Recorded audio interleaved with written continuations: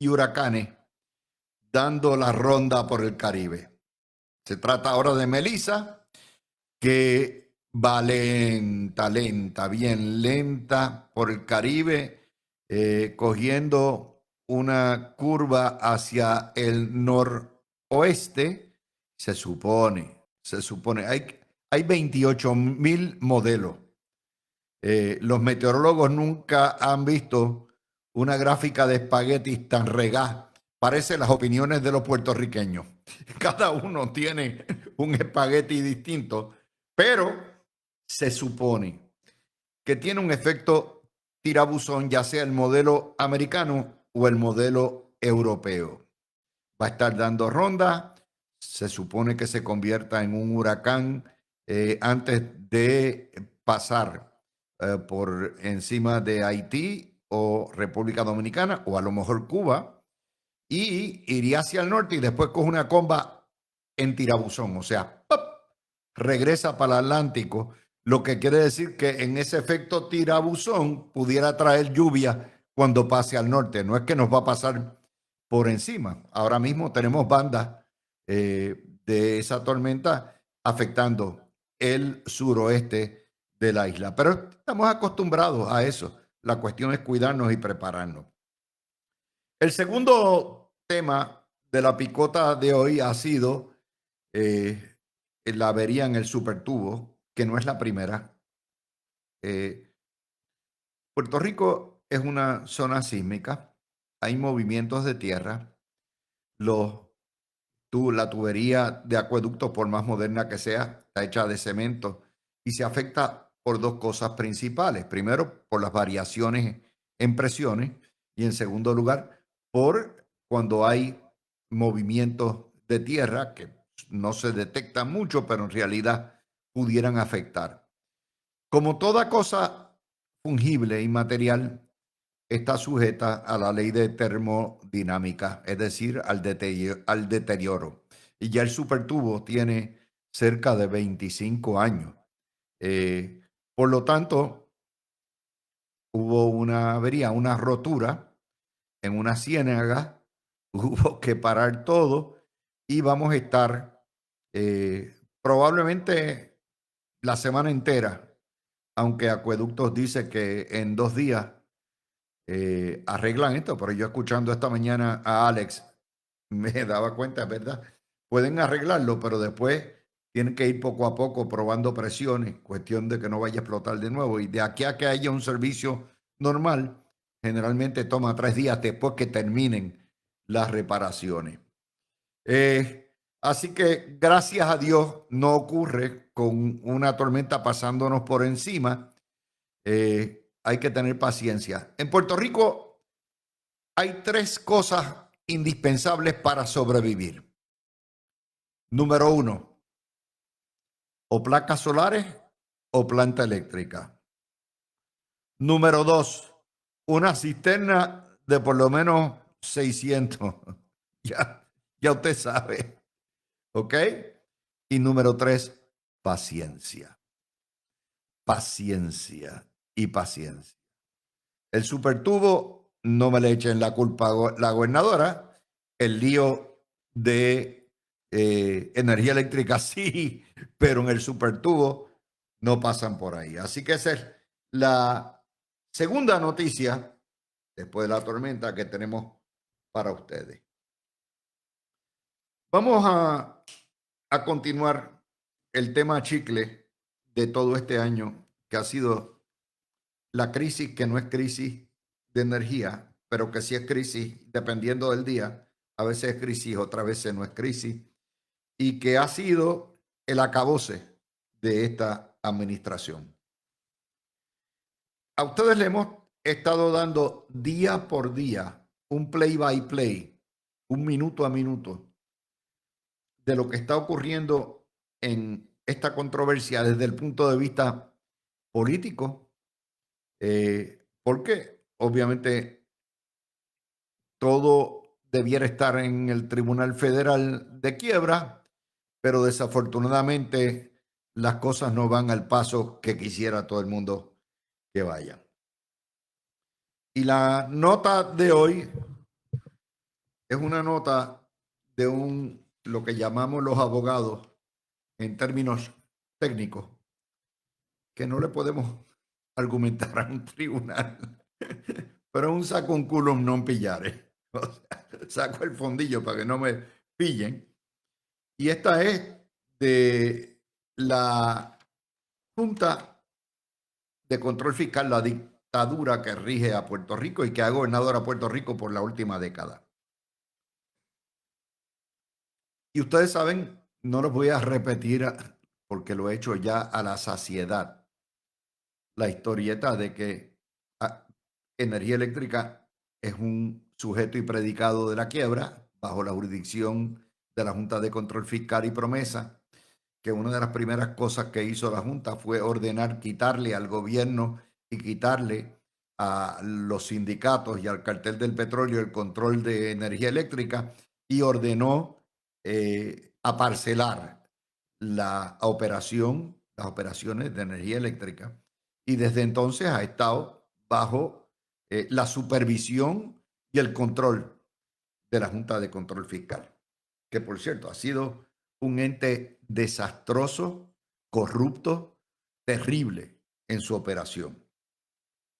Bueno, pues hoy la Junta de Control Fiscal se zapatea y con una carta bien caliente que le envió a la gobernadora, donde sí admite que el gobierno le debe millones, pero específicamente no da. Sencillamente dice que deben 80 y pico de millones en luz a Luma, y hay otra partida de 200 millones adicionales, sin contar las que aparezcan. Pues culpa a la Junta de Control Fiscal la mala gestión del gobierno, la mala gestión de Luma, la mala gestión de General, la mala gestión de negociar energía, por la falta de transparencia financiera que impiden tomar decisiones. Alega que hay una continua falta de liquidez, que hay opacidad en el uso de los fondos y la detención y el retraso de los proyectos por falta de capital. Ok. Las quejas al cuartel.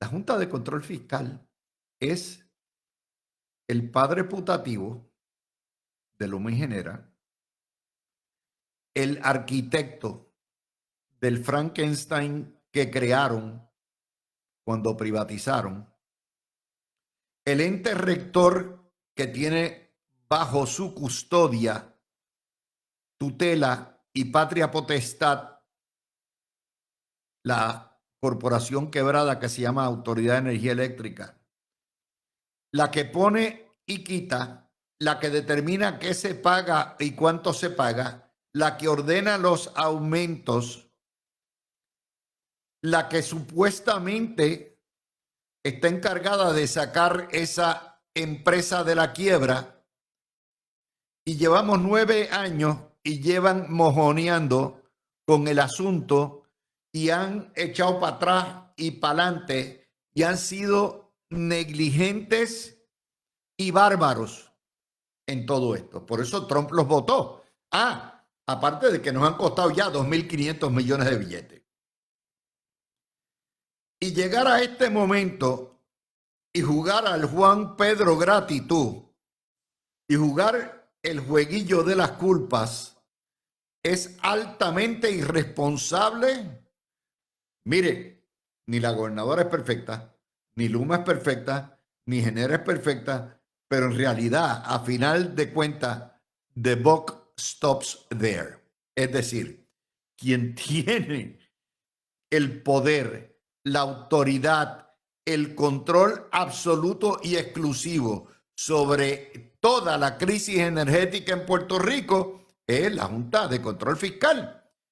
Y ayer comentábamos que fue un error terrible de Jennifer González el haber adoptado la criatura diciendo que lo iba a arreglar todo cuando no tenía poder sobre nada.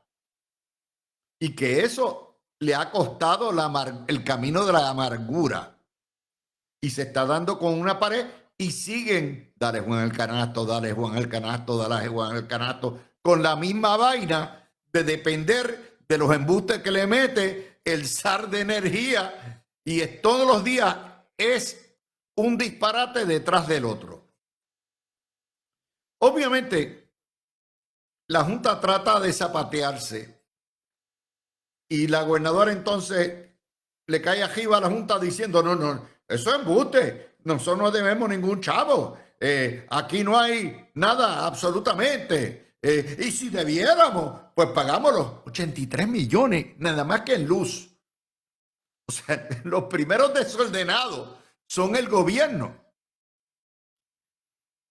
Y esto la pone a patinar en seco. Ayer Josué Colón hizo el ridículo ayer, como lo hace todos los días. Pero la culpa no le quiten a Josué Colón, que es un zar, sin sal, sin nada, que no tiene poder. Esto pudiera ser indicativo de dos cosas. Como la soga siempre por lo más finito, los días de Josué Colón están contados, porque la salvación es individual y tarde o temprano, cuando sea insostenible la situación, a mí no me extrañaría que antes del 31 de diciembre nos estén anunciando que Josué Colón se fue. Pero el rollo queda, no es causado por Josué. Y el lío político lo tiene la gobernadora. Lo tiene la gobernadora. Porque Luma va a estar ahí muchos años, la Junta de Control Fiscal va a estar ahí ad perpetuum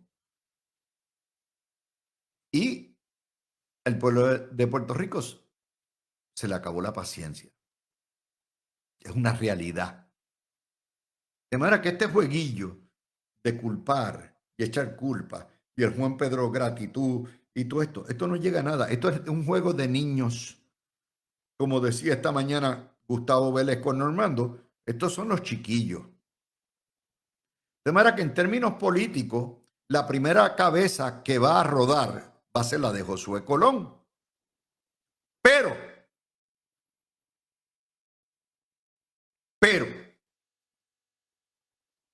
lo que va a pasar o lo que pudiera pasar es que los bonistas digan, esto es una locura, que le expliquen a la juez Swain el desmadre que hay entre todas estas partes peleando entre ellas y que eventualmente nombren un síndico liquidador que se encargue de las operaciones, un mandamás, un dictador de verdad.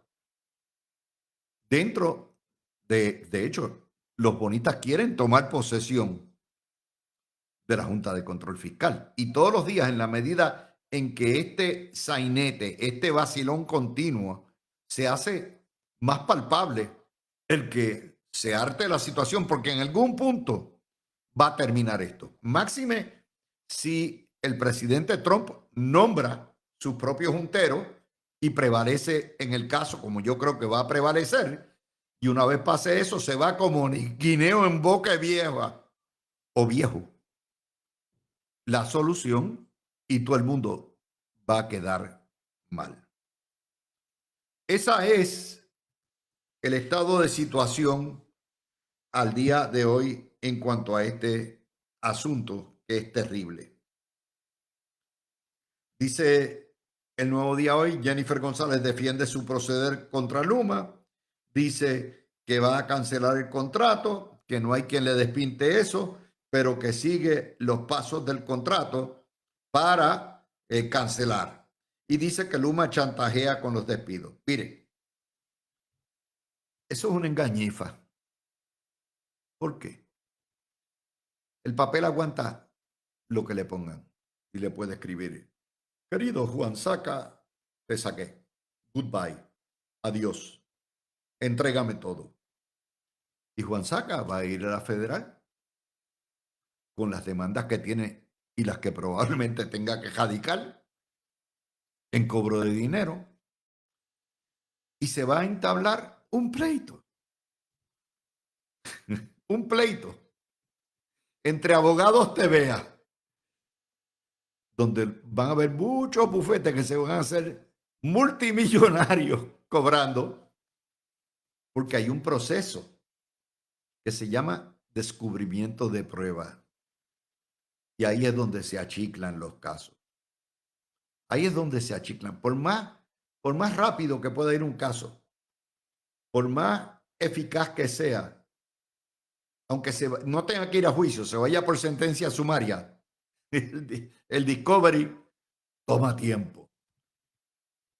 Y en ese contexto, Luma está jugando el juego largo.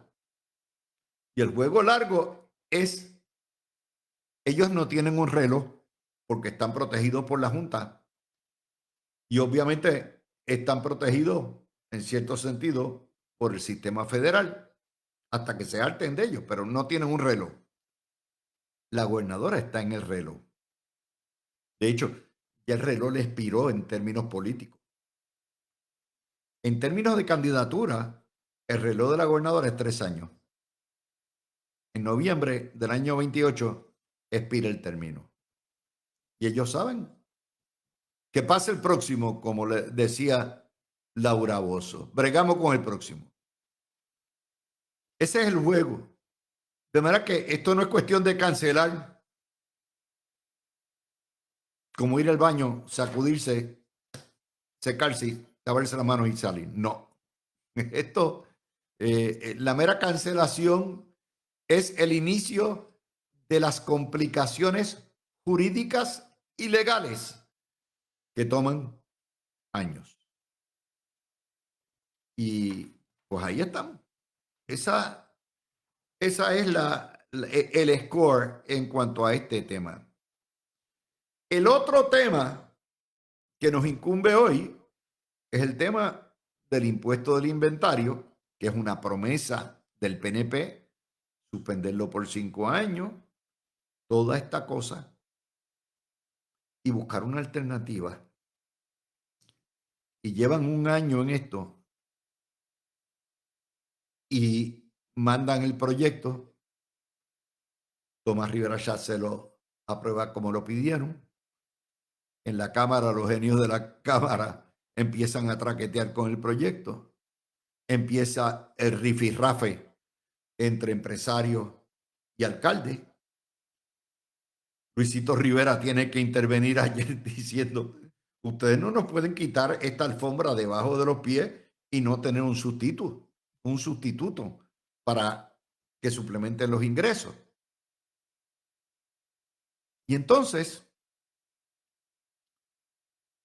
Rivera Schatz trata de hacer una reunión, una mesa que aquello parecía una mesa diplomática de una cumbre de Rusia, Ucrania y Estados Unidos. Tenía más gente que lo que da, entre empresarios y alcaldes. No llegan a nada. Y la gobernadora tira la cáscara de guineo en el medio. Esa fue una de las noticias que comentamos anoche. La gobernadora termina acusando a los alcaldes de botaratas, de abusadores, de gastar el dinero en fracachelas y en aumentos de salario. Y eso cayó como una bomba atómica entre los alcaldes federados y los asociados y le dañó el diálogo. Esos son sus propios alcaldes, los federados, son 39. Y los dijo, ustedes son los primeros desordenados. Y yo les comentaba ayer la hipocresía de la gobernadora, porque está acusando de guardia, ella siendo policía. ¿Por qué? La primera desordenada ha sido ella. Acusar a los alcaldes de gastar dinero en fiestas y festivales para promover el turismo interno en sus municipios, que le traiga gente, le deje patente, le deje IBU municipal. es no ver lo que ella hizo.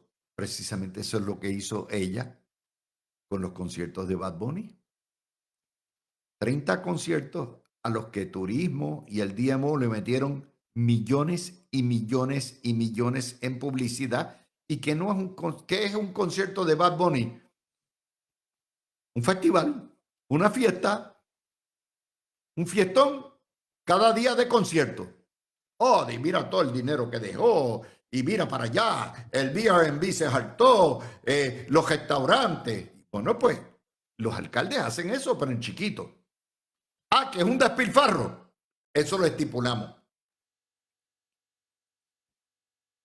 Se ha gastado 10 millones de pesos en la basura de Miss Universo.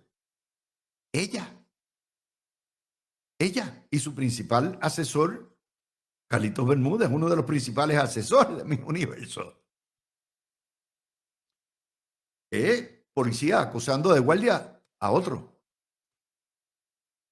Pero vamos a los aumentos. Este es el gobierno que le dio aumento a todo el mundo, pensando, como todos los políticos, que porque le den un aumento a los empleados públicos van a votar por ellos. Falso. El empleado público va a hacer lo que le da la gana. El empleado público va a hacer lo que le da la gana. Y usted dice, ¿pero qué? ¿Qué es esto? ¿Qué es esto? Es normal que un alcalde decida tener, ¿verdad? Déjeme ver si tengo problemas de comunicación, me lo informa por favor inmediatamente. Pues es normal que un alcalde quiera recompensar a sus empleados como lo hace precisamente la gobernadora con lo suyo. De manera que esto cayó como una bomba atómica y llevó a Tomás Rivera Schatz ¿a qué? Llevó a Tomás Rivera Schatz a decir, mire, hagan lo que les dé la gana. Ya yo terminé con esto. Si quieren firmar lo del inventario, ya yo descargué y cumplí con mi gobernadora y con mi partido. Pero no me lo vuelvan a traer aquí, porque lo que está aprobando la Cámara no es lo que se aprobó originalmente ni lo que acordamos. ¿Vieron todas estas cosas que están ocurriendo? Nuestros bastidores, esto es de frente.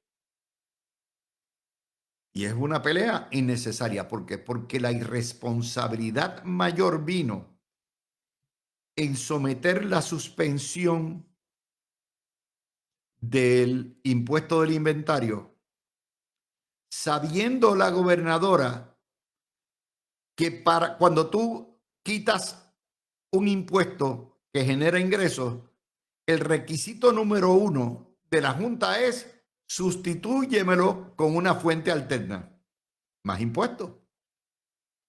Pero como no pueden poner más impuestos, ni que quieren darle las herramientas a los alcaldes para que breguen, mandaron el proyecto SNU en pelota sin una fuente de repago. Ahí es donde está la irresponsabilidad. La legislatura, o por lo menos el Senado, ha cumplido con su parte. Pero yo lo que les puedo decir a ustedes, esto está bien caliente. Bien caliente. De hecho, el presidente del Senado trató de desviar la atención, cayéndole encima a Pablo José, que lo que tiene en la chola es guata, diciendo, mira, tú tanto que te quejas y todo eso, ¿qué es lo que tú propones? Le llamó Cantinflas, pero esa es la manera de desviar la atención de las propias tensiones dentro de su propio partido. Así que esa es la situación. Venimos con más noticias y con el panel. Regresamos. Y vamos a ir con micrófono. No sé qué me está acá, pero Vamos a ir directamente con el tema de la colegiación compulsoria de enfermedades.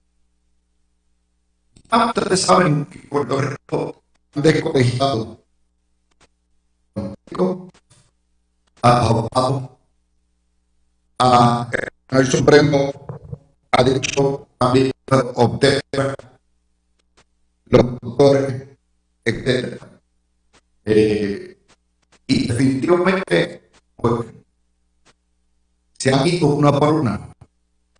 Y la siguiente, si el Estado tiene una forma de reglamentar a lo que son las profesiones, la colegiación, entonces se torna en algo totalmente innecesario y viola el derecho de la libertad de asociación.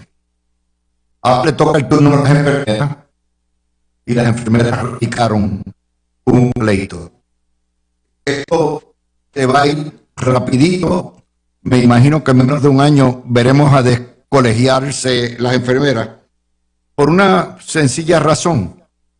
Y la razón es que hay una junta examinadora de enfermería que es la que otorga las licencias. Es como el caso de los abogados.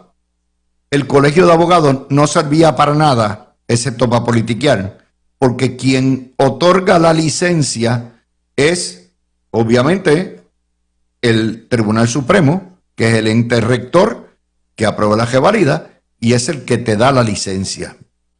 Pues lo mismo pasa con las enfermeras y lo mismo pasaba con los médicos y los abogados y todo eso. Mientras haya un ente reglamentador del Estado, no hay necesidad por qué meter a la gente en un proceso obligatorio. Así que ese es el primer tema legal que tengo y empezamos. Tony, ¿está por ahí? Sí, saludos Luis, a Fernando y a Javier. Mira, muy poco, yo estoy en contra de las colegiaciones compulsorias, salvo que el grupo me demuestre a mí que es de vida o muerte estar colegiado. Si eso lo pudieran probar algún grupo profesional, pues ya pues uno lo mira desde otra perspectiva, pero obligar a profesionales de los que sean a estar en un colegio donde muchas veces la matrícula, lo que se paga por ser parte de ese colegio, muchas veces no se usa para beneficio de los profesionales. No estoy diciendo que este sea el caso de los enfermeros, no conozco y el detalle. Yo te dejo, mi planteamiento va en torno a obligar a profesionales a colegiarse para que si no, no puedan practicar tu profesión. Eso es muy poco lo que yo puedo decir. Y repito, me tendrían que probar que la colegiación es de vida o muerte para tú probar o poder trabajar. Alguien me comentó una vez, y te lo digo, no sé si alguien me puede ampliar, que en los CPA, como que había algo que los obligaban a colegiarse. Eso me lo comentó a mí un CPA una vez, que estaba en contra de la colegiación, pero decía, pero por el problema de nosotros que estamos obligados, y me dio una explicación, pero después yo no sé si eso en los colegios de CPA han radicado algún pleito también, pero... Acuérdate, hasta los artistas estaban colegiados. Los promotores. Y muchas veces el arte es incapaz de colegiarse y reglamentarse porque el arte es la quintesencia de la libertad. El colegio de abogados, y siempre tengo que ser un alto porque el papá de Lulu fue presidente del colegio de abogados, Manuel Abreu Castillo, que es para descanse, cuando le ganó Félix Ochoteco, fue 2 años, el más joven de la historia del colegio. Chemi Zagalía, mi tío, fue presidente del colegio de abogados también, pero yo nunca escuché el colegio de abogados, ejemplo, y una vez yo lo planteé, defendiendo a los abogados de defensa. Cuando llevaron a Filiberto Ojeda Río, que tiene que ver Filiberto Ojeda Río con el colegio de abogados. Así que se convirtió en un aparato político y ahí está la historia, Luis. Pero ese es un pleito que se va a resolver rapidito. Javi, esto se puede ir de dos maneras. Hacerlo como pasó la primera vez con el Colegio de Abogados, que fue por legislación que Lisa Fernández aprobó y el PNP aprobó y se descolegió a los abogados. Posteriormente el Partido Popular la restituyó y el Supremo lo tumbó entonces. Y puede, de hecho, en este caso, la representante Wanda del Valle había radicado un proyecto para descolegiar. El problema es que la Cámara de Representantes no creo que tenga el valor de hacer esto, de descolegiar a todo el mundo ya. Deben pasar una ley acabando con todas las colegiaciones. ¿Qué tú crees? Mira, saludos a ti, saludos a Tony, a Fernan y a todo el público que nos escucha. Yo creo que sí, o sea, todas estas estos casos vienen porque hay leyes que están todavía, por decirlo así, activas en los libros y vivas en términos de las colegiaciones compulsorias de todas estas profesiones. La última, que es la que estamos discutiendo hoy, que es el Colegio de Enfermería, Luis, me parece que es un caso que se debe ir básicamente bajo el mismo raciocinio del Colegio de Médicos y de lo que fue la descolegiación del Colegio de Médicos, porque hay una junta que es la Junta Examinadora de Enfermería que está adscrita al Departamento de Salud, igual que había una Junta Examinadora de Médicos adscrita al Departamento de Salud, que es la que regula la profesión de los médicos, y en el caso pues de las enfermeras hay una junta que regula la profesión de las enfermeras. Así que me imagino que este caso tendrá el tracto regular, y si llega al Supremo en algún momento. Ahora hay que ver con la composición nueva del tribunal. Hay 2 jueces nuevos, pero me parecería, ¿verdad?, que los 2 jueces nuevos deberían estar bajando con el mismo raciocinio que ha bajado la mayoría de los jueces nombrados por el PNP. Aunque sí había uno, entiendo que era Rivera, el que a veces en algunas ocasiones votó con los jueces nombrados por el Partido Popular. Y Estrella probablemente en algún momento también, sí, pero hubo alguno que se quedó 4-4 en algún momento, que se quedó empate, no me acuerdo qué fue lo que ocurrió, que puede ser el de CPA que dice Tony. Pero me imagino que ahora pues tendremos la oportunidad de ver cómo la nueva composición del tribunal se expresa en cuanto a eso. Y sí, Luis, la legislatura tiene en sus manos la potestad de poder pasar leyes donde simplemente deroguen todas esas leyes que en algún momento se aprobaron, que hacían compulsoria la colegiación. O sea, si tú tienes unas juntas examinadoras que son las que regulan la profesión, o si tienes alguna profesión que en realidad cuando tú lo evalúes no hace ningún sentido que esté colegiado, para mí ninguna. O sea, la colegiación compulsoria para mí no debería existir en ninguna de sus modalidades. Pues la legislatura lo podría hacer y la gobernadora lo podría firmar. Fernan, esto se va, coincide.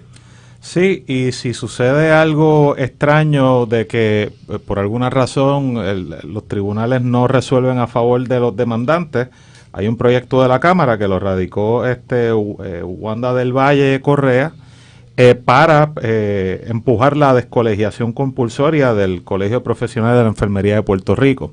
O sea que no solamente, yo me uno a las palabras de los colegas, porque creo que todos aquí estamos en la misma página y pensamos igual sobre el tema de las colegiaciones compulsorias, que son un anacronismo, honestamente. O sea, cuando tú tienes el Estado, que es el que expide la licencia y es el que disciplina, tú no necesitas un cuerpo paralelo para que haga exactamente lo mismo.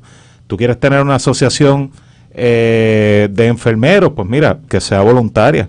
Por ejemplo, hay un sinnúmero de asociaciones disponibles para que los abogados seamos miembros aquí en Puerto Rico. Hay una asociación de abogados de inmigración, capítulo de Puerto Rico. Hay una de hecho, ya la asociación tiene el doble de miembros de lo que tiene el Colegio de Abogados. Pero y esa es la asociación de abogados. O sea, para que tú veas lo exitosa que es. Correcto. O sea, y hay otras organizaciones, yo no puedo hablar de otras profesiones, pero por ejemplo, yo soy socio de la Asociación Americana de Abogados de Inmigración, de la Asociación Puertorriqueña de Abogados de Defensa Criminal a nivel federal. ¿Por qué? Porque son grupos que me interesan, porque son grupos que compartimos ideas, que nos ayudamos. O sea, hay unas funciones prácticas, tenemos una línea de apoyo entre estos diferentes grupos. O sea que, si tú quieres ser parte de un grupo, mira, que sea voluntario. Pero nuevamente, si ya el Estado, a través del Departamento de Salud, regula la profesión de la enfermería y es el que da y quita la licencia del enfermero, tú no necesitas obligar a estas personas a que sean miembros de una asociación para lograr el mismo objetivo.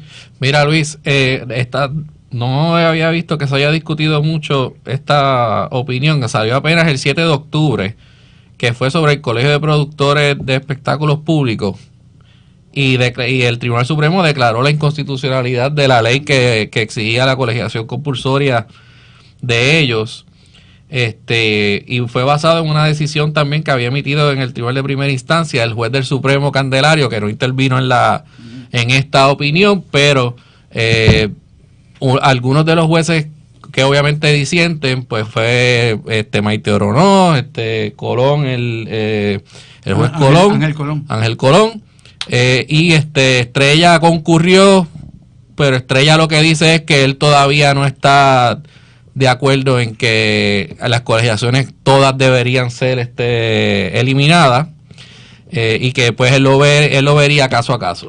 Sí, pero son dos filosofías de control de injerencia gubernamental que hay disímiles entre los PNP y los populares. Los populares tienden a ser más controladores, un gobierno más socialista, mientras que los PNP tienden a ser más libertarios. Y de ahí es que sale eso. De hecho, yo siempre pensé que el Supremo cometió un error en no liquidarlos todos.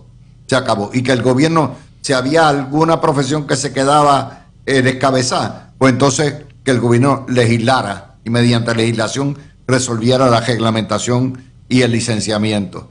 Pero decidieron hacerlo uno por uno. Y hemos llegado al colmo, donde les digo, en Puerto Rico se colegió los actores de teatro. O sea, usted no puede, había que ser colegiado para ir a hacer arte en un teatro. Es como si se colegiaran a los pintores, a los escultores. O sea, es una locura total. A los cantantes, hay que tener licencia del Estado para tú pintar, para tú cantar. Eso es absurdo, pero esa es la mentalidad socialista que tenemos. Y ese Luis, choque filosófico es lo que estamos viendo en el Tribunal Supremo. Pues mirando entonces y haciendo el cálculo ahora, viendo esa decisión del Colegio de Productores, pues hay al menos 6 que van a votarte en todo momento, 6 jueces que te van a votar por la descolegiación. Y Estrella, pues dependiendo de cuál sea el caso. O sea que hay una mayoría ahora clara en el Tribunal Supremo que va, ¿verdad? Que cualquiera de estos casos que le llegue debería declarar la inconstitucionalidad. Y eso lo vamos a ver, esa diferencia entre los jueces PNP y los jueces populares, la vamos a ver con excepción de Estrella, que Estrella pues es un agente libre, o sea, él fluctúa entre lado y lado, dependiendo, y responde a su conciencia. Yo lo puedo entender perfectamente bien. Como cambian las cosas, ahora que Javi menciona lo de la COPEP, yo me acuerdo que yo representé a una productora hace como 13 o 14 años en un pleito federal cuestionando la colegiación compulsoria. Y recuerdo que el ya retirado juez federal Dani Domínguez nos resolvió en contra porque entendió que la ley habilitadora de la COPEP, de la colegiación compulsoria de la COPEP, respondía a unos intereses legítimos del Estado. Como cambian las cosas en cuestión de 10 años. O sea, es increíble, porque esto era algo que a través de varios años se habló, yo creo que exclusivamente en cuanto al colegio de abogados, porque hubo varios pleitos que empezaron de los años 80, ¿no? O sea, cuestionando el de Schneider, sí. No recuerdo si era la colegiación o la utilización los Ramos de los fondos. Schneider. Sí, y perdieron. El Supremo, que era popular entonces, lo que determinó era que el colegio de abogados era el premontorio, era lo máximo de la libertad de expresión y la diversidad de voces, y que había que preservar eso, y que había un interés apremiante del Estado en conservar la diversidad de voces como el colegio de abogados, aunque representara que gente, ¿verdad?, que obligaba a los individuos a pertenecer a las ponencias y a las posturas políticas independentistas y socialistas del colegio. Mira, me recuerda el amigo Ramón Rosario, le envío un saludo, que la colegiación de los CPA fue la que se quedó empate 4-4, porque Carlos Rivera votó con la minoría y obviamente ya él se retiró. Entran ahora los dos jueces nuevos, así que por eso ha y cambiado vendrá la un nuevo composición. demandante. Y vendrá un nuevo demandante. O sea, yo les digo esto por lo siguiente. Yo estoy, y Tony se acuerda, cuando se hablaba de la colegiación de los periodistas, que también una libertad como esa tú no puedes licenciarla. Pero como quiera, en esto yo empecé con la cuestión de Schneider y yo fui de los primeros disidentes junto con los Ramos en los 84. Cuando ganó el PNP, entonces hubo una serie de abogados, incluyendo legisladores, y estaba Lisa Fernández, que fue fabulosa en cuanto a esto, y yo le sometí una ponencia de cerca de 50 páginas documentando todas las posiciones, todas las posturas oficiales del Colegio de Abogados de política independentista socialista con las que yo no creía, y esa ponencia sirvió de base para implotarlo y pasar la legislación. De hecho, tan es así que el Colegio de Abogados puso en mociones que yo era el responsable de todo lo que da, es verdad, a mí me tenían de esclavo, tú sabes, y fue así como ocurrió. Después vino el Partido Popular y la restituyó, y finalmente un Supremo Azul determinó, este vacilón se acabó, aquí no hay esclavos, y se fueron.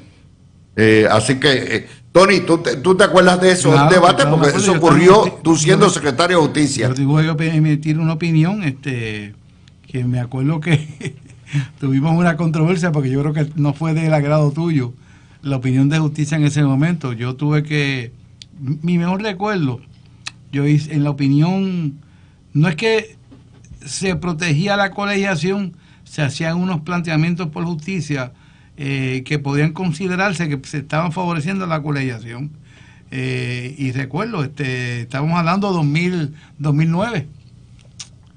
Yo creo que tú llegaste a discutir públicamente la opinión de Justicia en ese momento. Pero sí, mira, sí, no hay lugar a ¿tú te acuerdas?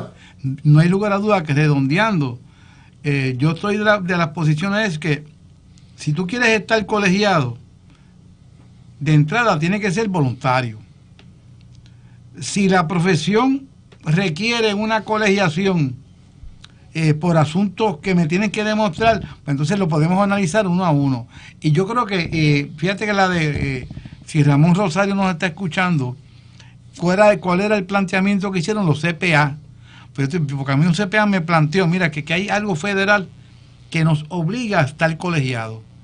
Pero no tengo el dato, no sé si Ramón, que ha sido abogado de estos pleitos y conoce esto de arriba abajo, si nos puede dar luz. Yo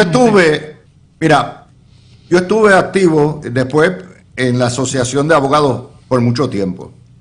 Cuando me tengo que ir de Puerto Rico, donde tengo que coger una rivalidad durísima en Florida, y dije, a los 70 y pico de años yo no puedo, además no tengo clientela en Florida, pues sencillamente dejé, ¿verdad?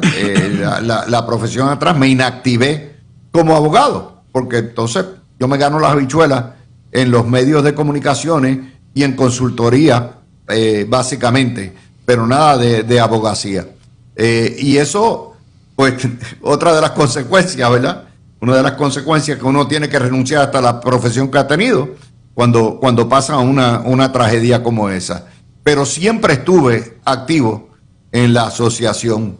Y de hecho, yo me acuerdo, yo le sometí al Supremo un memorando en contra de las horas de esas que le requieren a ustedes de pro bono, de estar trabajando, alegando precisamente que esto violaba las libertades y todo eso. Y perdí el caso en el Supremo. Mira, Don, me dice Ramón que no es por nada federal. No. Es que Carlos Rivera, a veces, dependiendo del tipo de caso, pues encontraba un interés del Estado en algunas profesiones, en otros no. Y él entendía que el colegio de CPA y el colegio de ingenieros fue el otro. Que habían algunos intereses del Estado en mantener esa colegiación. Bueno. Por eso, pero fíjate que el colegio, aparte de los trabajadores sociales, los colegios y del colegio de abogados, los colegios más activos, políticamente activos, son el Colegio de Ingenieros, el Colegio de Abogados y los trabajadores sociales. Bueno, pero Son en los tres este más. momento, Luis, yo no he escuchado, y perdóneme el compañero presidente del colegio, que yo no sé, en este momento no recuerdo ni su nombre, me disculpo con él, pero no se hacen el colegio de abogados. Mira, yo me puse a buscar, cuando esta controversia, recortes de periódico viejo de cuando mi suegro fue presidente del colegio de abogados, y el presidente del colegio de abogados y los posteriores, Félix Ochoteco, era importante para el país escuchar posiciones del presidente del colegio de abogados. Y con el transcurso de los años se convirtió el colegio en hacer planteamientos casi a favor de un partido político. Eso le hizo al resto de los compañeros abogados, incluyéndome a mí, empezar a perder ganas de ser miembro del colegio de abogados. Mucha gente se quedaba por el plan médico, para que le enviaran las avanzadas del colegio de abogados, pero el colegio, y yo siempre he dicho, un amigo mío que me reservo su nombre, me dice que hay una comisión permanente de abogados de defensa. Yo nunca las veces que a mí me han atacado como abogado defensor por posiciones que he tomado y otros compañeros abogados, yo nunca he visto el colegio salir en defensa. ¿Sabes cuál es la diferencia? Nunca. La asociación, el Colegio de Abogados es un brazo político del independentismo, pero la Asociación de Abogados es un brazo de la profesión y lo que da es servicio a la profesión, lo que debe ser. Eso es lo que debe ser. Bueno, vamos a hacer la pausa. Mira, y antes que vaya a la pausa, Luis, presidente del Colegio de Abogados, incluyendo a mi tío Chemi, abogado criminalista, Carlos Noriega, Jari Anduce, y la que fue presidenta también, que su esposo, ambos fallecieron, eran abogados que se identificaban con el derecho penal, y cuando llegaban a la presidencia, Villanueva, como que no defendían a los abogados. Antes que te vayas, lo más importante y lo más relevante es que ahora cualquier colegiación se va a ir por la nueva composición del Tribunal Supremo y la entrada de la jueza Rivera y el juez Candelario. Bueno, así que presenten los casos y denle por ahí para adelante. Yo siempre, como te digo, tengo profundo respeto por los tribunales y por el Tribunal Supremo, así que ya ustedes saben que nos llamen. Es una visión diferente, Luis. Los jueces que entraron tienen una visión diferente de que ninguna colegiación puede ser compulsoria para obligar a una persona a pertenecer a cualquier, amarrarlo a cualquier organización, y que eso viola la libertad de expresión del individuo y de asociación del individuo, punto. Eso es una filosofía judicial que puede tener un juez, y al final del día ellos la tienen, y los jueces Oronoz y Colón no lo tienen. Que nos llamen, que le llevamos los casos. Nos llamen y le llevamos voy a hacer la pausa. Vamos a la guerra de Luma contra Luma, por Luma, para Luma, contra Luma, y todo lo que aparezca, y los efectos. Obviamente los aspectos legales pues son múltiples. Esto es un caso de mucha complejidad legal, pero hay unos efectos políticos. Así que empiezo contigo, Javier. Mira, vamos a empezar por la carta de la Junta. La Junta es como el doctor Víctor Frankenstein, que es el que crea el monstruo, y después entonces que crea el monstruo se quiere echar... ¿Te acuerdas que eso es la famosa frase? Y como es feo y no le gusta y lo que sea, se quiere lavar las manos y seguir, y como si no hubiese tenido nada que ver, excepto que después el monstruo regresa y pues termina haciendo barbaridades contra su familia, etcétera. Pues esa es la historia del doctor Víctor Frankenstein, y al final del día la Junta, para mí, en esta carta está actuando de esa forma, porque hasta donde yo recuerdo, luego del huracán María, quien empujó para que se privatizara el sistema de transmisión y distribución, porque, y si recuerdas, Luis, parte de la razón era porque no querían entregarle el dinero federal a PREPA, a la Autoridad de Energía Eléctrica, el dinero que bajara para la reconstrucción, querían que fuera una entidad privada quien lo manejara para ¿verdad?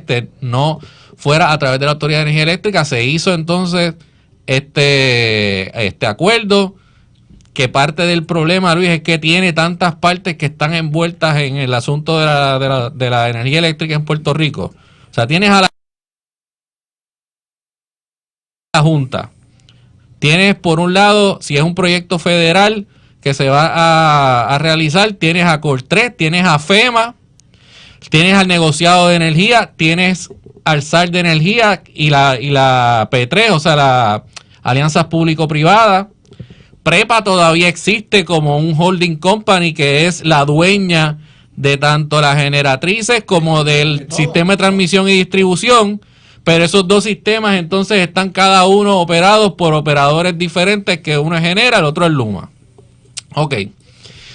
Aquí tienes una situación entonces donde tienes a Luma por un lado reclamando que el gobierno no le está dando suficiente dinero para poder operar bajo unas cuentas de servicio que ellos tienen que tener el suficiente dinero ahí. Y el gobierno por otro lado está diciendo, hey, tú estás incumpliendo porque la realidad es que tú no estás recaudando lo suficiente, los proyectos de FEMA no lo estás realizando y no estás recibiendo los reembolsos que tienes que recibir. ¿Y sabes qué dice la Junta en la carta? Porque yo la leí. Dice, el gobierno tiene razón por un lado de que Luma no está trabajando bien los proyectos federales y no está recibiendo suficientes reembolsos por ello. Pero por otro lado, por la información que tenemos hasta ahora, que no tenemos tanta información y queremos que nos den más, el gobierno pues tampoco está proveyendo los suficientes recursos a Luma para estar operando. Así que al final del día se lavaron las manos, dijeron, ustedes están mal, los otros están mal, el negociado de energía está mal, todo el mundo está mal, excepto nosotros que somos la Junta. Nosotros estamos bien, nosotros no hemos hecho nada, aquí no ha pasado nada de nuestra parte y por favor pónganse de acuerdo allá ustedes después que ellos fueron los que crearon el monstruo. Fernando.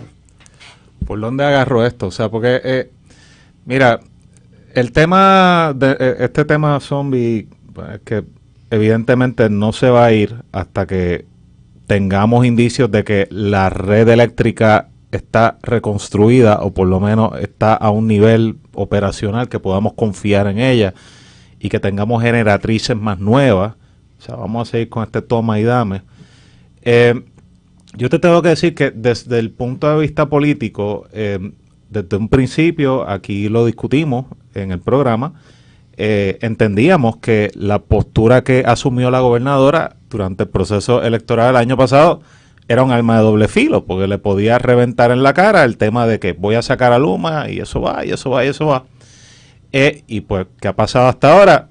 No ha pasado gran cosa en cuanto a eso, porque sacar a Luma no es fácil. O sea, hay un proceso, hay unos contratos. Básicamente el sistema eléctrico está en sindicatura ahora mismo, porque está bajo un caso de quiebra, bajo la ley promesa, muchas piezas en movimiento. Pero lo que sí, o sea, a pesar de que la gobernadora hizo unas promesas difíciles de cumplir, lo cierto es que ella se ha mantenido en mensaje. Yo le tengo que reconocer eso, independientemente del resultado práctico. Y el mensaje de ella ha sido, mira, yo le tengo el ojo puesto, yo tengo mi equipo de trabajo pendiente a si están cumpliendo o no. Y ahora ella está indicando, pues mira, se está montando el caso poco a poco. Lo tiene que hacer, o sea, porque es la única manera que tiene para cumplir con la promesa de fiscalizar a Luma. Porque por un lado, pues decía, Luma se va, por otro lado dijo, lo vamos a fiscalizar y si no cumplen se tienen que ir. Son mensajes parecidos, no son el mismo, pero están relacionados. Y pues ella está haciendo lo que tiene que hacer. ¿Por qué? Pues porque le hizo una promesa al pueblo, no puede dar un virón de 180 grados y abandonar ese mensaje con el que ella se comprometió. La Junta de Supervisión Fiscal, por otro lado, pues no ha sido de mucha ayuda, porque si bien la Junta tiene una serie de poderes que la ley promesa le da, ha sido bien selectivo en cómo los aplica y contra quién los aplica. Y creo que es un tanto deshonesto ofrecer una opinión salomónica. O sea, repartir la culpa 50-50, lavarse las manos, cuando la realidad del caso es que la Junta de Supervisión Fiscal, y 2 o 3 van a hacer plot por ahí, pero estoy un tanto de acuerdo con ciertas expresiones que hizo la Casa Blanca cuando votó a varios miembros de la Junta. Bueno, a casi todos, yo creo que excepto a 2 fue. De que no han sido efectivos en manejar el proceso de la quiebra de Puerto Rico.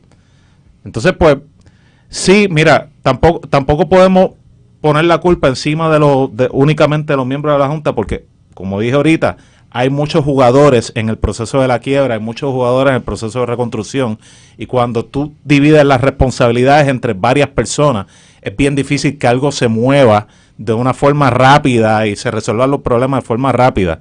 Pero si un grupo tenía una de las voces cantantes y ha decidido no usarla, es la Junta. O sea, si la Junta no tiene nada positivo que aportar o no puede expresarse de una forma honesta, mejor que no digan nada.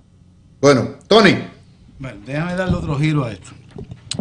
Va a ser más práctico porque le estamos dando mucha vuelta a un asunto que, en mi opinión, es fácil de resolver. Yo tengo 68 años. Y aquí Pedro Pierluisi perdió la primaria por ser protector de Luma, porque eso era lo que aparentaba que estaban haciendo. Domingo Emanueli metió una opinión a favor de ese contrato. Mi amigo Domingo Emanueli, lo saludo. Aquel que estaba Contreras, Fermín, no veía nada malo en Luma, y el pueblo le pasó factura a Pedro Pierluisi. Yo he escuchado a mi amigo Josué Colón en varias ocasiones. Y tú tienes un contrato que se firmó protegiendo a Luma, porque fue un contrato que yo no lo firmaría, y yo no creo que ningún país en el mundo firmaría un contrato así, salvo en una dictadura. Y tú tienes pruebas de que ha incumplido el contrato. Josué Colón, que no es abogado, ha dicho que Luma hizo una falsa representación al gobierno, eso es dolo para que lo contrataran, que ha incumplido ese asunto. Acaben de cancelar el contrato. Si tú tienes pruebas de que si ese contrato no fuera de Luma, ese contratista estaría botado del país hacía tiempo. Que el problema es que no tenemos un plan B. Pues tienen que buscar un plan B. La gobernadora no es que haya hecho una promesa, es que Luma ha dado un mal servicio al país en términos generales. Ha amenazado con no atender querellas nocturnas, un pasito para adelante, un pasito para atrás. Y el problema que tiene este asunto para el gobierno, que se está convirtiendo en un asunto de credibilidad. Sabemos que el contrato hay base suficiente, porque el que está encargado de supervisarlo, Josué Colón, que conoce al dedillo el sistema eléctrico de Puerto Rico y que ha sido bien vocal sobre todos los incumplimientos de Luma. Y hay pruebas para cancelar el contrato ya. Y si no se cancela, Luma lo que está moviendo el asunto es un asunto de credibilidad. Olvídense la Junta. Si la Junta está a favor de Luma o no, so what? La Junta no es contratista aquí. Así que yo lo que creo es que Luma está llevando esto a un asunto de credibilidad. Miren, uno prueba la credibilidad con unos hechos. Si yo te pagué a ti y tú me estás reclamando, yo te digo, mira, tú eres un embustero porque mira todo lo que yo te pagué. Presenten la prueba. ¿Qué están buscando? Que me metan un síndico. Porque ahora mismo hay ¿cuántos gente están supervisando todo esto? Lo de energía, y la Junta, y Josué, y Luma por otro lado, y Genera. Y estamos haciendo un chiste de mal gusto, porque el gobierno tiene pruebas, por lo menos dejándome llevar por José Colón, que es el que está supervisando directamente, y nos acaban de cancelar el contrato. Entonces Luma lo está llevando muy inteligente a una cuestión financiera. Y Josué Colón tiene los días contados. Perdóneme. Tiene los días contados. Tiene los días contados, pero tienen que hacerlo ya. Y yo sé que las decisiones no se toman a lo Josué tiene locura. los días contados, meaning que si va a salir Yo de su puesto. no en algún sé si momento. José Colón tiene los días contados o no, porque yo te puedo asegurar que es de la entera confianza de la gobernadora. Y José Colón está haciendo lo que su conocimiento pericial le dice. Y yo cada vez que escucho a José Colón lo veo más en ofensiva. Y yo creo que ya, mira, ¿qué más tiene que decir José Colón para establecer datos precisos de que Luma ha incumplido el contrato y que está mintiéndole al país? A una cuestión ahora financiera. Dice la Junta que se debe, la gobernadora dice que no. Pues vamos a presentar los documentos. Si yo tengo una deuda y yo creo que yo la pagué ya, yo presento mi prueba. Mire, usted es un charlatán porque yo pagué. Porque usted dice que yo no pagué. Y entonces vamos a estar un año tras año. Y esto le cuesta la vida a la gobernadora en una reelección. Y yo le he dicho que eso tienen que hacerlo. Y lo he dicho allá en Fortaleza y todo el mundo lo sabe. No porque yo lo haya dicho. Y tenemos que movernos al paso que el pueblo espera de que un contratista del gobierno, que es Luma, un consorcio que se creó, no puede estar dando un servicio deficiente y seguir cobrando millones de Lo que pesos. pasa es que esto no se ha discutido mucho porque en términos procesales es medio complicado. No. Pero el gobierno le envió una carta en julio a Luma diciéndole, tú estás en incumplimiento con todo esto. Y se lo Y se lo detallaron.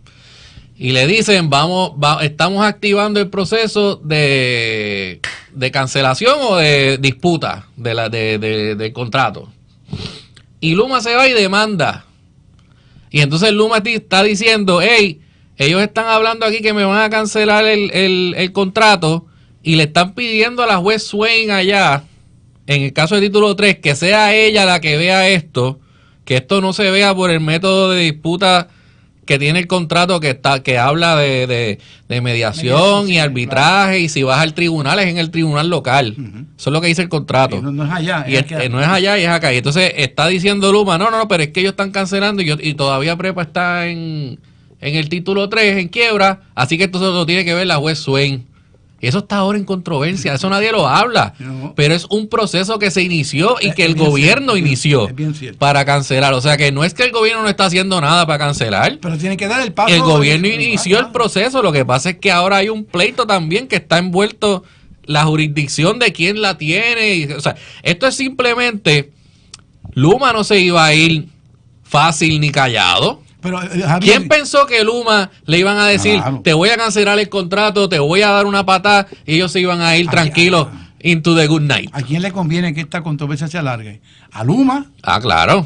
¿A Luma? Definitivamente le conviene a Luma que se alargue, pero procesalmente, ¿qué tú vas a hacer? Tú cancelas el contrato, sí, punto. Bien. ¿Por qué lo cancelé? Okay. Ajá, lo cancelaste. Está haciendo A, B, y le vas a enviar C, le vas a enviar a quién a sacarlos de las oficinas. Pero entonces si lo vamos a analizar así, nunca se va a cancelar, Javier. No, pero o sea, hay un proceso de cancelación. Yo le pregunto una cosa. De verdad. O sea, tú estás hablando, enviar a la policía allí y sácalos porque yo lo cancelé. Lo que haya que hacer, punto, lo que haya que hacer. Porque yo no puedo permitir que un consorcio que se creó le esté dando un servicio tan malo al país. No porque yo lo digo, pues yo no soy experto en esta materia. Pero tú tienes el sal de la energía, de la confianza de la gobernadora, todos los días diciendo los incumplimientos de Luma, y ahora llega al punto que la gobernadora dice, ahora están mintiendo hasta en el dinero que se les debe supuestamente. Oye, ¿qué más tiene que pasar para que no se dé el batazo y se cancele ese contrato? Fernán, perdóname, déjame hacerte la pregunta. ¿Qué posibilidades hay que se arte el propio sistema federal y que los bonistas vengan y pidan un síndico o un máster? ¿Qué ustedes creen de eso? Pero lo primero es, ya la gobernadora públicamente aceptó que ella va a seguir el proceso estipulado en el contrato y obviamente pues tiene que allanarse a lo que dicten los tribunales en los dos litigios relacionados, el que presentó Luma contra el gobierno de Puerto Rico en el Tribunal Federal y todo lo relacionado al título 3, que es el caso de quiebra de la ley promesa. donde está la Autoridad de Energía Eléctrica. ¿Qué efecto esto puede tener sobre el proceso de reestructuración de deuda? Mira, todo. O sea, porque si tú tienes un sistema que no funciona, que se va la luz, que no puedes cobrar porque no ofreces el servicio, pero por otro lado, tienes que reestructurar la deuda de alguna manera, no tienes de dónde sacar dinero. ¿Por qué? Porque la maquinita que te genera dinero no está funcionando bien o no se está arreglando como se espera. Pues evidentemente la paciencia de los bonistas se va a agotar algún día y al tribunal no le va a quedar de otra que tomar medidas más agresivas, sacando de por medio el proceso de mediación para la reestructuración y tal vez designando un síndico, una persona que básicamente impulse todo. Eso es peor. Sí, o sea, no liquidador, porque no veo cómo tú puedes liquidar el sistema eléctrico, sino pues una persona que ya básicamente empuje una solución final al problema y ya. Lo que pasa es, si quieres complicar esto más, Luis, o sea, el caso de título 3, ahora es lo que está es un proceso de mediación a ver si se llega a un acuerdo con los bonistas. Si eso no prospera, se tiene que erradicar el plan. Y ese plan tiene que estar ahí establecido quién va a correr el show. O sea, tiene que establecer con métrica cuánto se va a recuperar en términos de recaudo mensuales, anuales, y hacer una proyección de eso y establecer el mecanismo de cómo va a ser el andamiaje gubernamental para que esté corriendo eso. Y eso tiene que estar ahí adentro. Y la juez tiene que decidir si lo que está diciendo la Autoridad de Energía Eléctrica que le puede pagar a los acreedores es correcto, o si el número que le den los acreedores en su oposición al plan o cuando muestren, ¿verdad? Y sometan su posición es correcto. Así que al final del día, y si la juez no aprueba ese plan, pues lo que queda son los contratos que hay con los bonistas, que esos son los contratos que dicen que pueden appoint un receiver y todas esas cosas. Primero aparece el cuerpo de Roberto Clemente. Porque si no hay un consenso aquí todavía faltan años de litigio. Tú lo sabes. En términos de lo que es la reestructuración del título 3 y los bonistas. Entonces y no va a haber un consenso, porque con tanto insulto no va a llegar a ningún lado. Ahora mismo Josué Colón, con las expresiones que hizo en esto de Luma, se echó en contra de la Junta. Pero no me refiero a un consenso con Luma y eso. No, me refiero a un consenso con los bonistas. Si tú estás en este plan de que que la Junta protege a Luma, y Josué ha sido bien incisivo, porque yo nunca he escuchado a Josué Colón sin su computadora con datos que él tiene ahí, y él te lo discute. Si tú estás equivocado o no, pues demuestra que está equivocado. Pero si el tono ya se ha elevado tanto por Josué Colón como la gobernadora, el paso inequívoco tiene que ser la cancelación. Ya no hay manera de tú salvar esto, punto. Y si tú lo alargas, ¿a quién le beneficia? Que venga de momento Donald Trump y meta gente nueva en la Junta y meta gente leales a la política pública de él. Entonces se pone la cosa más difícil para el gobierno. Yo cuando lo escuché hace meses, que lo llamé, oye Josué, tú estás diciéndole al país, sin ser abogado, que aquí hubo maquinaciones insidiosas, que es dolo, para que una parte te contratara. Ejemplo, mira, contrátame como abogado, yo soy un experto en contribución sobre ingresos. Y cuando me contratan y empiezan a pagar, se dan cuenta, mira, Zacarías, usted no sabe nada de contribución sobre ingresos. Entonces yo engañé. Y si tú tienes esa prueba, eso va a la nulidad del contrato. Punto. Y no tienes que pagar penalidad. Tienes que tener una litigación dura, pero en el interín, tú tienes que tener un plan B. Y alegadamente hay compañías que están interesadas, porque lo han dicho también. Sí. ¿Quiénes son? No han dicho. Obviamente no lo han dicho. O sea, el plan B nunca se ha revelado. No, y lo hay. Es la verdad. El plan B, nadie sabe exactamente cuál es. Y hay especulaciones de que ya puedan haber compañías que estén interesadas, como hay especulaciones de un regreso, Dios no lo quiera, a una entidad pública que sea la que esté encargada de la autoridad. Lo que te quiero decir que si tenemos pruebas de los desaciertos de Luma, los incumplimientos, perdón, y tú tienes un plan B ya identificado, Pues, ¿qué te falta? Pero yo creo que, pero mira, yo creo que lo más importante aquí es que la gobernadora, que como Luis dijo en la primera, tú dijiste en la primera media hora del programa, es la única que está contra un reloj aquí. O sea, porque el próximo proceso electoral, bueno, ya empezó. O sea, y la única que estaría en la papeleta. Pero, claro. Pero más que la gobernadora, el pueblo, el que ni está Luma contra ni la papeleta. Genera. Claro, pero que, Exacto. sí, pero que si estamos Ni analizando... Ni Luma, ni Genera, ni Josué Colón, ni Ninguno de la ellos. Junta de Control Fiscal, Están- nadie va a estar ahí. Claro, pero que, o sea que para la gobernadora, como yo lo veo, lo importante es demostrar que ella hizo las gestiones. O sea, el resultado es secundario. No es que ella está haciendo las cosas a las patadas para decir que hizo algo. O sea, ella públicamente dijo, ok, Luma se va, pero también está montándole el caso. Tú lo dijiste, Tony. El caso está montado ya. Josué Colón José lleva lleva tiempo diciéndolo. haciendo un acopio de las supuestas de los supuestos incumplimientos Lleva y todo meses eso. diciéndolo. Y entonces ahora se está siguiendo el proceso. Porque a lo loco tampoco lo puede hacer. Ah, o sea, no. la gobernadora, pues, sí, pues puede decir, ya, se cancela. Ajá. ¿Y qué pasa? Se meten en las oficinas de Luma y ya van a tener unos alguaciles federales porque le van a radicar un injunction al gobierno estatal. Que van a decirle a los policías estatales, usted va a meter aquí a sacar pero gente, ¿no? El que tenga miedo No, que se no, compre un perro. no, claro, pero que así de agresivo Aquí se yo creo, manda- yo creo, no, sí, pero yo creo que pero, nadie, Fernando, no es agresividad. nadie, es que nadie sale ganando así. el que manda en esto es el gobierno, Está no bien, es Luma. Luma es un contratista. Luma tiene un contrato. No se supone que con- ni sea el gobierno, Luma. supone que sea prepa, pero pues, Pues como prepa, yo digo prepa con el gobierno gobierno es lo del mismo gobierno. para en la Claro, mente de nosotros, claro. del pueblo de Puerto Rico.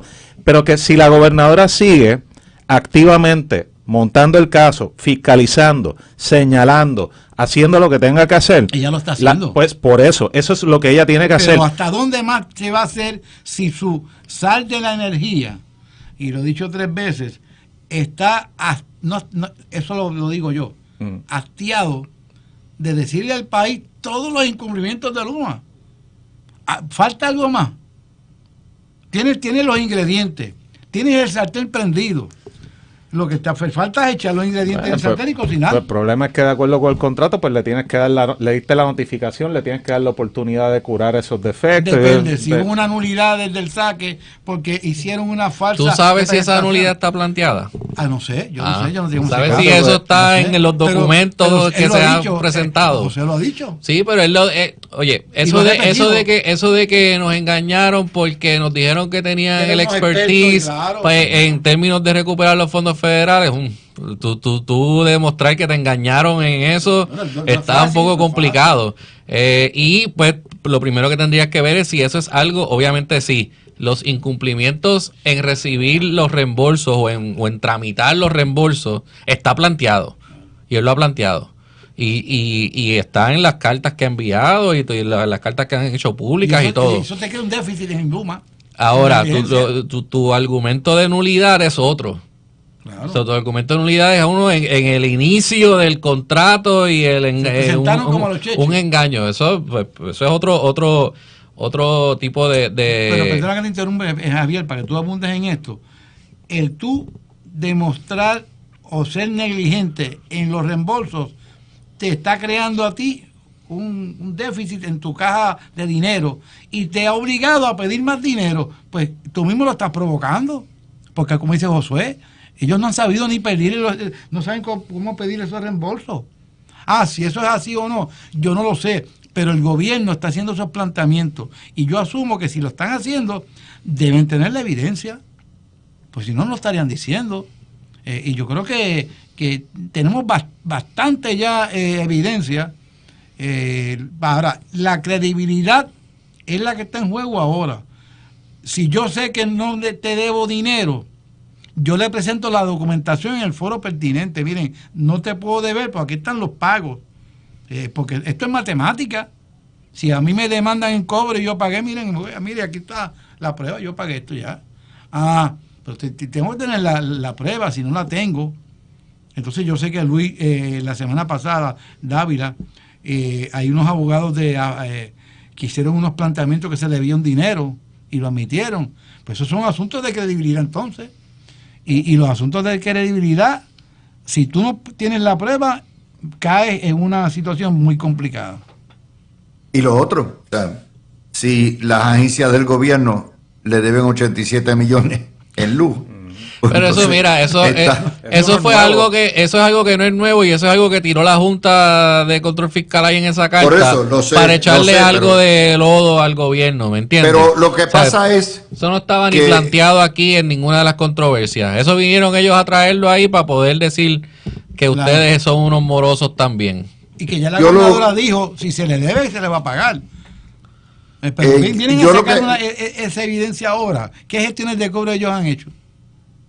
Sí, Bueno. pero es que no, o sea, eso está fuera de la controversia. Claro, la controversia también, con Luma claro, es otra. es otra, por eso No te es si digo. el gobierno le está pagando, No. si las agencias le están pagando o no. O Eso sea, es bien cierto. Estamos dejándonos llevar, no nosotros, a la cuestión económica, cuando lo principal es, han cumplido con las expectativas del contrato que se les dio, han hecho el trabajo eficiente para lo que se les pagó, porque si no lo están haciendo,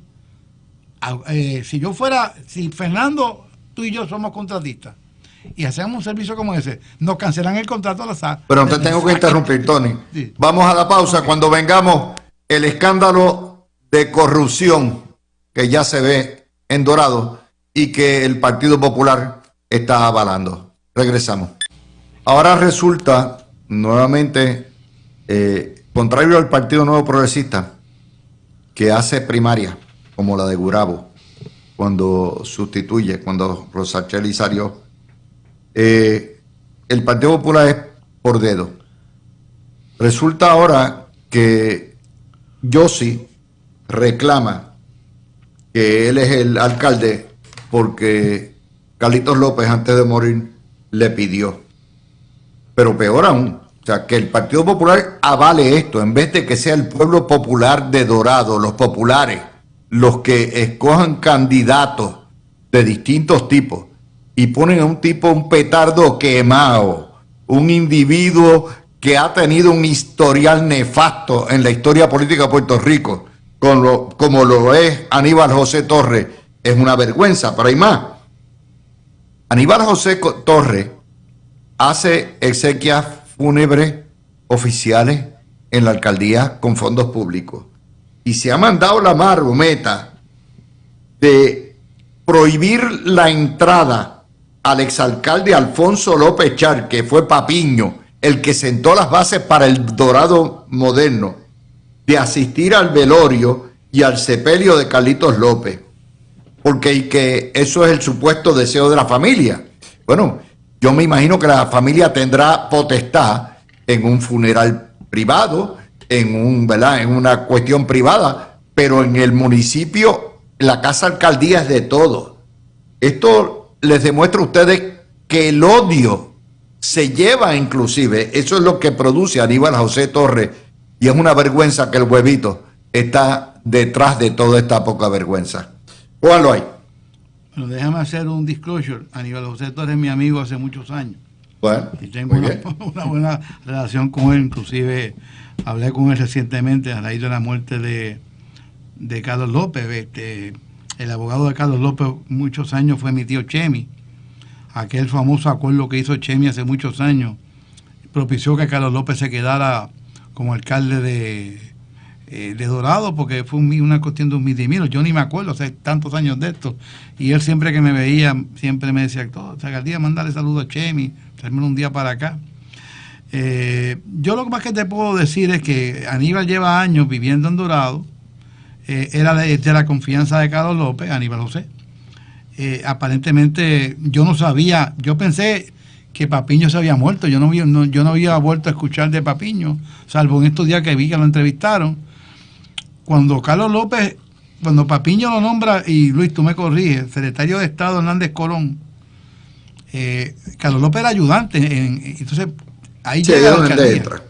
Sí, ahí entra. Ahí entra. Dorado ha tenido los últimos 50 años dos alcaldes, Papiño, Alfonso López Char y Carlos López. Aparentemente, por lo que yo puedo ver, con el transcurso de los años, hubo alguna tirantez entre ellos dos y aparentemente Carlos López en vida, porque Carlos López, según yo escuché, dejó todo por escrito de cómo iba a ser su funeral, dónde quería que lo llevaran, qué canción quería que le tocaran, una cosa bien, o sea, tú sentarte a escribir cómo tú quieres tu funeral, que cuando me lleven a esta iglesia no baje mi féretro, yo quiero aquí que se haga un sermón, bueno, una cosa que yo digo, wow, y aparentemente en presencia de su esposa pidió que el Papiño no fuera invitado, pues, ¿y qué van a hacer ellos? Que estas cosas no se deben decir, eso es otra cosa. Yo no hubiese hecho esas expresiones, yo lo hubiese mantenido callado, porque lo que se podría demostrar, o la gente podía pensar, Aníbal José ya se quiere quedar con el puesto, está descalificando de antemano a Papiño, y aparentemente es un pedido de Carlos López. Así que yo siempre he dicho, cuando hay una vacante, el pueblo tiene que decidir. Yo no sé cómo el PPD lo va a hacer. Pero van a hacer una elección especial, claro, pero solamente entre populares. No, claro, el puesto de los populares. Correcto. Pero yo creo que el pueblo es el que decide eso. No una primaria abierta. No. O sea, puedes Digo, ir, o sea, primaria afiliarte del PPD, claro. si quieres al Sí, PPD sí, para claro, participar, claro. pero o sea, va a ser una elección entre populares registrados. Claro. Lo que quiero decir es que no puede ser por delegado No, ni nada, es por voto directo. Y finalizando, o sea, yo creo que Aníbal José, pues, conoce bien el municipio, conoce la obra de Carlos López. Fíjate que Carlos López, la mejor expresión que yo tengo de Carlos es cuando yo lo veía en Dorado, no jugaba gol. Carlos López era un buen pelotero, Carlos López era cuarto bate cuando jugó AA, y era un macanero, bateaba mucho. Él sabía moverse en el ambiente de Dorado Beach East y en el ambiente que decía que Tatito Dorado era mucho chicharrón por mellao. Él se sacaba los así que yo creo que Félix Aníbal José va a ser alcalde, a menos porque no creo que en una primaria Papiño estaba desconectado de Dorado, aparentemente, porque yo no había vuelto a escuchar a Papiño en nada. Yo te puedo decir, yo viví en Dorado desde los 80. ¿Tú viviste en Sabanera? Mucho tiempo. Y antes de eso, en Costa Dorada. Yo vi la obra de Papiño. Yo vi lo que Papiño hizo con ese pueblo, porque ese pueblo es el pueblo de mi mamá, de la familia de mi mamá. Y vi cómo cambió el pueblo dramáticamente. Me apenó mucho el día que lo, ¿verdad?, pasaron al secretario de Estado. Pero Carlitos López construyó gran parte de su obra sobre los cimientos que puso Papiño. Y me parece que es una falta de respeto el decirle que no puede entrar a la alcaldía, casa alcaldía que él renovó, que él hizo, que él prácticamente renovó todo ese pueblo. Es una falta de respeto. Bueno, primero, ¿verdad?, darle el pésame a la familia de Carlos López por su fallecimiento. Pero sí, Luis, que fue un funeral público en el sentido de que estaba abierto a todo el que quisiera llegar, excepto a Papiño, ¿verdad? Y eso pues deja un mal sabor, y obviamente pues que sea básicamente la primera acción tomada por Aníbal José después que entonces se convierte en el alcalde interino, porque entiendo que por una resolución del municipio lo había designado como administrador, como administrador, pero que en términos de sucesión era el segundo, ¿verdad? Obviamente luego del alcalde fallecido. Así que él entra ahora como alcalde interino es lo que se da entonces la elección que se va a dar, y que al final del día yo espero que el Partido Popular Democrático sea lo más transparente posible y permita, ¿verdad?, que los candidatos puedan correr, que no utilice el poder del partido para silenciar desde un principio y ¿verdad?, y bloquear, por ejemplo, posibles candidatos con excusas y ¿verdad?, movimientos extraños en términos de cuando vayan a certificar a los posibles aspirantes. Bueno, pero eso la gente tiene que ver la diferencia, ¿verdad?, en el proceder de los dos partidos. Ni el MBC, ni el PIB, ni Dignidad, ni el Partido Popular hacen primarias para este tipo de cosas. El PNP hace primarias para un bautismo de muñeca. Ese es el diferencial de ambos. Vamos a hablar también de otra de las notas que les tengo para ustedes hoy, y es Trump. Trump sigue, ahora amplió la guerra contra el narcotráfico de Petro. Ustedes saben, Petro era jefe de la guerrilla comunista, la más sangrienta de Latinoamérica desde los tiempos de Abimael Guzmán en Perú. Y Petro mantuvo el ejército de guerrilleros con el narcotráfico, de manera que es un narcotraficante de primer paso. Y Trump ya le ha volado 2 lanchas, un submarino y una lancha, y ya le retiró dinero, todo esto. Hoy surge la noticia de que el Pollo Carvajal, que es el jefe de la inteligencia chavista por mucho tiempo, testificó que el gobierno venezolano pagó millones para trasladar de Petro, de la vida de guerrillero, a políticos y al partido de Petro para que ganaran las elecciones. Es decir, una intervención indebida nuevamente del gobierno venezolano al son de millones de dólares sacados del narcotráfico y de la petrolera estatal venezolana para pagar y para montar un presidente comunista en Colombia. ¿Qué les parece? Mire, yo tengo una opinión. Estos bombardeos, estas matanzas que está haciendo Donald Trump contra alegadamente traficantes de droga. Vamos a asumir que sean traficantes de droga. Estados Unidos tiene la capacidad para arrestar a esa gente, llevarlos a la justicia, meterlos presos y darle el debido proceso de ley. Eso de estar matando gente en alta mar se presta a que haya gente que vaya a copiar lo mismo en los Estados Unidos. Mira, estos son traficantes, vamos a matarlos. Y a mí no me van a poder acusar porque el presidente los manda a matar en alta mar. Me parece que es una barbaridad lo que Donald Trump está haciendo con toda la tecnología, utilizando el poder para aplicar pena de muerte en alta mar, cuando personas que están traficando con drogas, yo no lo sé, pero para efectos de mi argumentación, asuma que sean traficantes de drogas, que estén cargados de kilos de cocaína. Que yo siempre he dicho, es bien raro que con este escenario la gente siga moviéndose para que los maten. Hay que ser demasiado ingenuo para uno pensar que esta gente que están en esta yola, ay, vamos a ver si no nos ven, vamos a ver si pasamos, te van a matar. Así que el aplicar pena de muerte de la manera que está haciendo Donald Trump es una barbarie. Tienen la tecnología, tienen la capacidad para seguirlos y arrestarlos y procesarlos, y a lo mejor consiguen alguna evidencia adicional para acusar más personas del régimen de Maduro. Pero no puedo estar de acuerdo. Yo no estoy de acuerdo con la pena de muerte a uno que acusan en Puerto Rico. No voy a estar de acuerdo con la pena de muerte de lo que está haciendo Donald Trump. Se está convirtiendo en un matón porque vuélate estos dos y vuélate este otro. Es una barbarie. No puedo estar de acuerdo. Yo los arresto y los proceso. Ay, Fernando.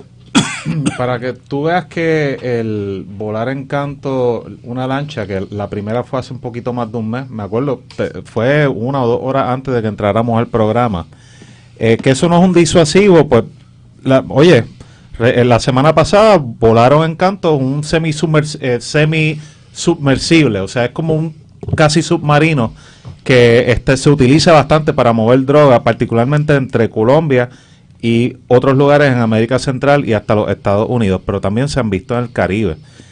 Si la idea de la administración es volar en cantos estas embarcaciones para servir de disuasivo, eso no importa. Siempre va a aparecer alguien o que no sabe que esto está sucediendo o que no tiene idea, porque créeme, hay gente que vive en lugares muy remotos que son pescadores y los reclutan para esto y no saben qué es lo que está pasando fuera de su pueblito. O sea, siempre va a aparecer gente dispuesta y disponible para esto. O sea, que si ese es el plan, ese plan es inservible. Ese día, cuando volaron en canto esa embarcación, no solo mencioné algo parecido a lo que dijo Tony, o sea, de que hay leyes federales que regulan las intervenciones con embarcaciones con drogas en aguas internacionales. Hay leyes federales nuestras de los Estados Unidos para eso y para procesar criminalmente a estas personas. Y llevamos décadas haciéndolo. Y es más efectivo tú detener a esas personas, procesarlo y siempre, créanme, siempre uno de los que está metido en esa embarcación se vira y dice de dónde salieron y quién era el que los llevó allí o por lo menos el apodo, y se obtiene inteligencia. O sea que no es práctico de ninguna perspectiva, y además erosiona lo que nos hace grande, que es el debido proceso de ley. Porque ustedes se fueron por la rama. Déjame 5 segundos para dejarte todo el tiempo. Yo no sé también, mira, yo no sé también, puede ser que muchas de estas personas, el régimen de Maduro los esté obligando a salir para que los maten y decir que los están matando. Bueno, no eran ni de Maduro, eran de Colombia los que estaban submarinos. El 10% de la droga es de Venezuela. Yo voy a hablar de la información que continúa saliendo, de obviamente que no me sorprende para nada, de que el gobierno venezolano estaba con el dinero del narcotráfico y con el dinero de su petrolera, básicamente organizando políticos como Petro para que llegaran al poder y verdad, obviamente dándole de su dinero para convertirlo de un guerrillero a político. Igualmente el Pollo Carvajal mencionó que Podemos en España hicieron lo mismo. O sea, fueron creados y básicamente armamentizados en términos políticos con dinero venezolano. O sea, y así lo han hecho en otros países. Y esto, pues, es evidencia de algo que venimos discutiendo aquí hace mucho tiempo, que todavía no tenemos evidencia de que en Puerto Rico esté ocurriendo o haya ocurrido lo mismo, pero que las protestas que hemos visto, el envolvimiento que hemos visto del gobierno venezolano, los lazos que unían, por ejemplo, al PIB con el gobierno de Nicolás Maduro, con el gobierno de Nicaragua, pues, oye, al final del día, en algún momento, igual que está saliendo ahora esto de Petro, de Podemos y de todo lo que ha salido hasta el momento, puede que en algún día salga la evidencia de que eso también ha ocurrido en Puerto Rico.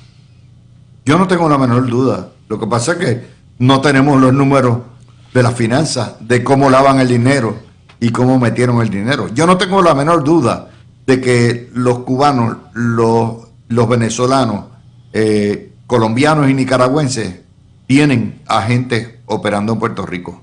No tengo la menor duda. Algún día se sabrá, pero mientras tanto, y esto es importante porque los atamos. O sea, yo discrepo de ustedes. Yo creo que esto es una guerra. Por décadas han matado a nuestros hijos. Por décadas han envenenado nuestra patria. Yo me alegro mucho que el presidente Trump trate esto como un asunto militar. Ha sellado, obviamente, la entrada de la droga por el Caribe. ¿Cuánto tiempo más puede sostenerlo? Yo no lo sé. Pero de las cosas que yo estoy de acuerdo con el presidente Trump es con esta. Déjame darte este dato que me dio un fiscal federal recientemente, que me lo encontré de casualidad y nos pusimos a hablar. Me dice, el problema de la droga en Estados Unidos no es Venezuela, ni el 10% de la droga que está en Estados Unidos viene de Venezuela. El problema es México, Perú, Bolivia. O sea, un 10% de un 100%, el problema es mucho mayor. ¿Por qué no le hacen eso a los mexicanos? A los carteles de la droga, que eso sí que meten droga en los Estados Unidos. Yo no estoy diciendo que no se deba combatir. Yo estoy a favor que la droga se combate. Pero estos tipos que están arriesgando su vida en alta mar, a veces los obligan, Luis, a veces los obligan. Son las mulas. Los grandes capos de la droga nunca van a cruzar un océano en una yola. Los obligan, los amenazan. Y esas personas, el presidente de los Estados Unidos los está volando en canto.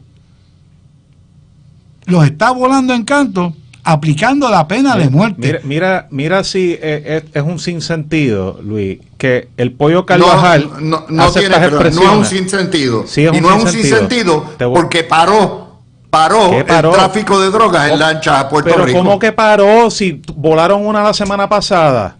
¿Cómo funcionó eso? de Si hecho- la primera la volaron hace un mes. Fernando, ha parado este mes. Tan es así que el costo de la droga se trepó en Puerto Rico. Hay un aumento en los asesinatos entre los puntos. Esos son los indicadores Y- de que obviamente hay escasez de la droga y que está funcionando. ¿Ok? Y lo que El te iba, y sellado lo- y está lo que te iba a funcionando. decir, todo lo que el pollo está cantando ahora es porque él está cooperando con el Departamento de Justicia de los Estados Sí, Unidos después claro. de que lo extraditaron de España, porque él estaba por allá, a Estados Unidos. O sea, obtiene inteligencia de una persona de alto nivel. Obviamente alguien que está en una yola no está a ese nivel y no te puede dar tanta inteligencia como una persona que está a cargo. Exacto. Pero toda la Bueno, inteligencia es buena. Bueno, pero hay Los un trabaja de mercedes abajo para también, arriba. están designados como organizaciones foráneas terroristas. Terroristas, seguro. Punto. Ya cuando Estados Unidos hace esa designación, está diciendo, está declarando una guerra con ellos. Se acabó. Mira, Pero es que ellos no Bueno, empujan tengo- una tengo que ideología. sacar- ¿Cómo eso es terrorismo? Explícame. Tengo ¿Cuál es la que ideología? cerrar. ¿La Está cocaína buena la es una conversación, ideología? pero tengo que cejar, señores. Mis amigos, gracias por estar Mira, con Luis, antes que nosotros. te vayas, en el antes día que de te hoy. vayas, me mandaron este mensaje de Dorado, un amigo mío, no fue Aníbal José. Papiño le posen lo siguiente: si tú, refiriéndose a Aníbal José, vas a radicar, cuenta con mi respaldo 100%. No de ahora, siempre. Dorado no se puede dejar en manos inexpertas, Papiño. Muy bien. Pues allá ellos. Son populares y que ellos se entiendan. Vamos a pausar borran hasta y que mañana. Dorado borra Regresamos todo a lo que las quiera, 5 de la tarde.